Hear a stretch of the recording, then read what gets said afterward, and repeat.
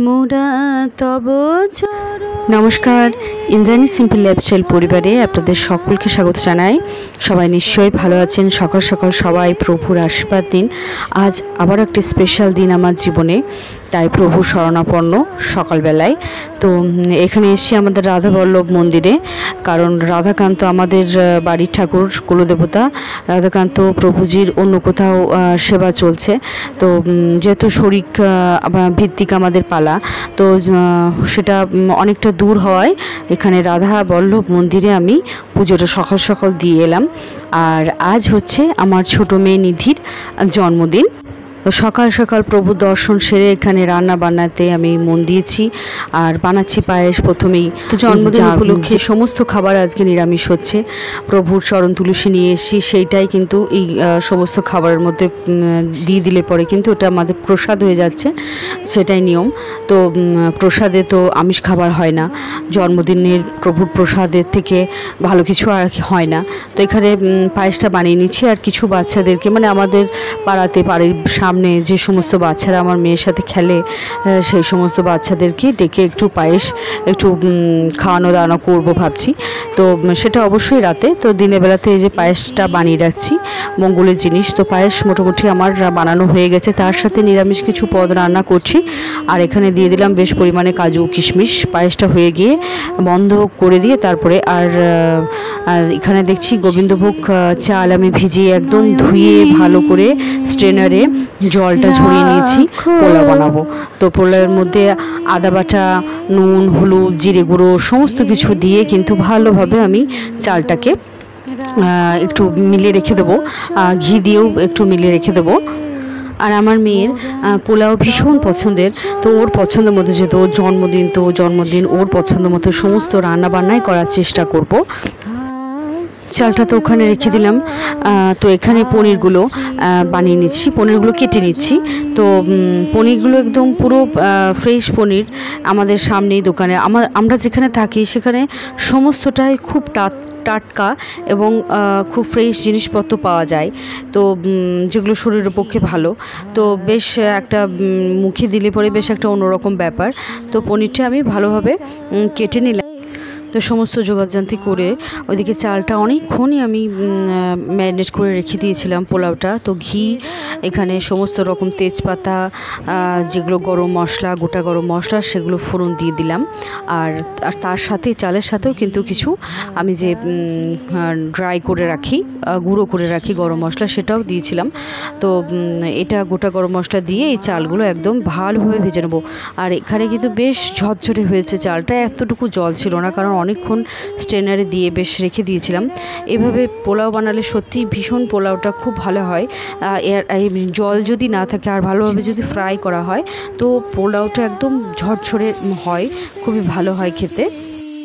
তো এখানে দেখতে পাচ্ছেন গরম জল পরিমাণ মতো, যেমন চাল তার পরিমাণ মতো 1.5 গুণ জল দিয়ে, গরম জল দিয়ে আমি এখানে ঢাকা দিয়ে দেবো।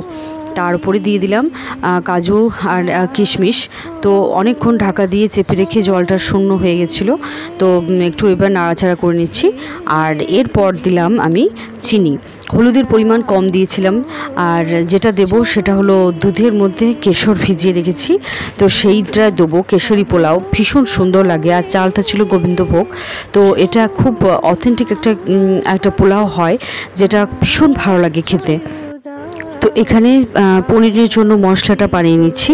তো এখানে দেখতে পাচ্ছেন কাজু, কিশমিশ, পোস্ত, রাঁধুনি, কাঁচা লঙ্কা, টমেটো, সমস্ত রকম আদা, সমস্ত রকম দিয়ে কিন্তু আমি একটা মশলা বানিয়ে নেবো। আর এখানে পনিরগুলো কিন্তু হালকা আছে আমি ভেজে তুলে নিচ্ছি। এইভাবে একসাথে সমস্ত মশলাটা পেস্ট করলে কিন্তু ভীষণ ভালো লাগে।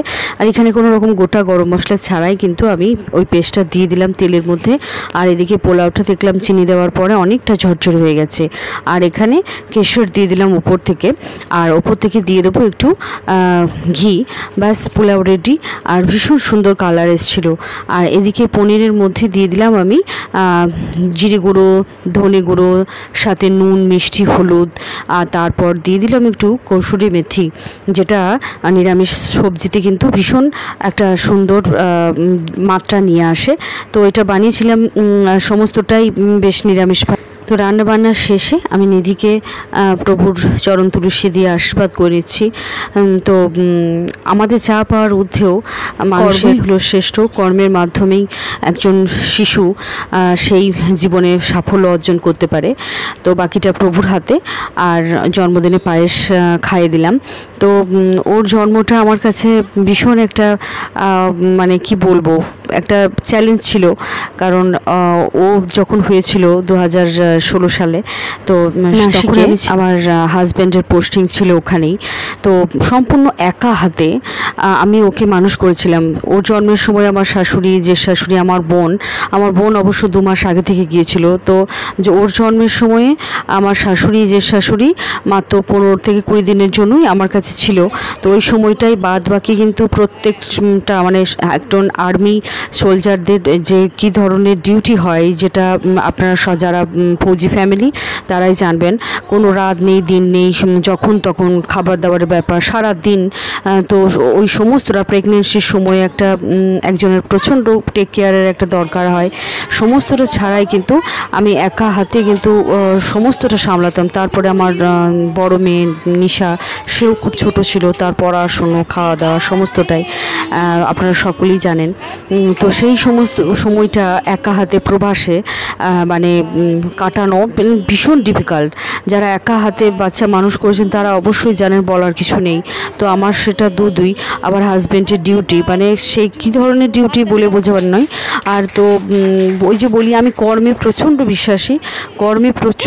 বিশ্বাসী বলে কিন্তু দেখুন প্রবাসেও কিন্তু অনেককে আমি পাশে পেয়েছিলাম আমার সাহায্যের জন্য। প্রভু ঠিক জুটিয়ে দিয়েছিলেন। সেই সমস্ত ভালো মানুষদের অবদান আমি জীবনে কোনো দিন ভুলব না। জীবনে প্রত্যেক মানুষের কিন্তু খারাপ সময় আসে, সেই খারাপ সময় যারা খারাপ ব্যবহার করে সেটাও মনে থাকে। আর যারা দেবদূত হয়ে আপনার জীবনে দেখবেন প্রদীপের আলো জ্বালিয়ে দেয় বা আপনাকে একটু সাহায্য করে, সারা জীবন তাদেরকে মনে রাখবো। সেই রকমই কিছুজন আমার দীপাদি সহ, তনিমা, আরও অনেকে রয়েছে। তো দাদা, মানে আমার দীপাদি আমার হাজব্যান্ডের সিনিয়র অফিসার। তো ভীষণ ভালো সম্পর্ক বাঙালি হওয়ার সুবাদে। তো আমি শুধু রিকোয়েস্ট করেছিলাম যে আমার মেয়েকে কি ভাত খাওয়ানোর ব্যাপারটা, যে এখানে তো কেউ নেই আর মামাকে ভাত খাওয়াতে হয়। তো বলা মাত্রই মানে দাদাদেরও সেইভাবে প্ল্যান ছিল। তো ওই প্রবাসে ওইভাবে একটা সম্পর্ক স্থাপন করা আমার মেয়েকে, মানে কি বলবো, মানে প্রত্যেক দিন, মানে আমাকে কোনো দিন একা ওরা কোনো দিন ভাবতেই দেয়নি। প্রত্যেক দিন বিকাল হলেই কিন্তু ওরা এসে আমাকে বেশ একটা মানসিকভাবে একটা শান্তি দিত।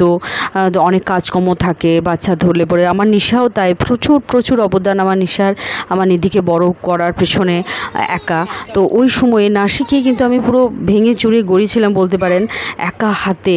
মানে বাবার বড় মেয়ে হওয়ার সুবাদে কিন্তু প্রচণ্ড একটু নমনীয়তা ভাব ছিল। তো সেই কারণে কিন্তু আমি ওখানে গিয়ে কিন্তু নিজেকে বলতে পারেন আবিষ্কার করেছিলাম। আর একা হাতে ওই 2টো বাচ্চাকে মানুষ করা, তারপরে হাজব্যান্ডের ডিউটি, মানে অসাধারণ একটা ব্যাপারই বটে বলতে পারবো না। প্রভুর আশীর্বাদ ছাড়া কোনোভাবেই সম্ভব নয়। তো অনেক মানুষ চিনছি। তো যাই হোক, সেই সময়টা খুব ভালোভাবেই আমি পার করেছি প্রভুর আশীর্বাদে। তো এই পাড়ার কিছু বাচ্চাদেরকে নিয়ে কেক কাটা হলো, আর কিছু গিফট সে কাকাদের কাছে পেয়েছিল। সেগুলো যেমন একটা লাঞ্চ বক্স রয়েছে, ভীষণ আনন্দ সে পেয়েছে। খুব ছোট করে হলেও পরেও বাচ্চাদের মনে এই ছোটো আনন্দগুলো বেশ অনেক মাত্রা নিয়ে আসে বড়। তো যাই হোক, এই যে সমস্ত জিনিসপত্রগুলো ও গিফটের ভীষণ আনন্দ। তো যাই হোক, তারপরে রয়েছে একটা পড়ার জন্য একটা টেবিল, সেটা পেয়েও ভীষণ আনন্দ। তো যাই হোক, কিছু ক্লিপ বলবো না, মানে কিছু ফটো আমি অ্যাড করে দিলাম দেখার জন্য। তো সেই নিধি, ছোট্ট নিশা, প্রত্যেক সময়টা আমাকে কাজে সাহায্য করতো নিশা। আর দাদার মানে কি অসংখ্য ধন্যবাদ। ভালো কাজ সত্যিই ফিরে আসে। তো ভালো লাগলে অবশ্যই লাইক করবেন।